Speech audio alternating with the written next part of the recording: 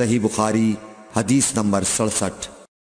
رسول اللہ صلی اللہ علیہ وسلم اپنے اونٹ پر بیٹھے ہوئے تھے اور ایک شخص نے اس کی نکیل تھام رکھی تھی۔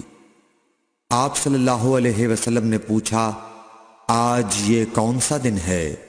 ہم خاموش رہے حتیٰ کہ ہم سمجھے کہ آج کے دن کا آپ کوئی دوسرا نام اس کے نام کے علاوہ تجویز فرمائیں گے۔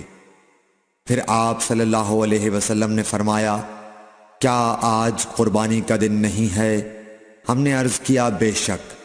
اس کے بعد آپ صلی اللہ علیہ وسلم نے فرمایا، یہ کون سا مہینہ ہے؟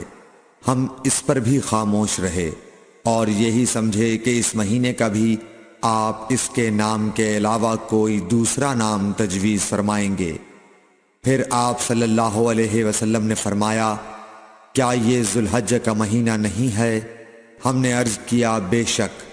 آپ صلی اللہ علیہ وسلم نے فرمایا، تو یقیناً تمہاری جانیں اور تمہارے مال اور تمہاری آبرو تمہارے درمیان اسی طرح حرام ہیں جس طرح آج کے دن کی حرمت تمہارے اس مہینے اور اس شہر میں ہے۔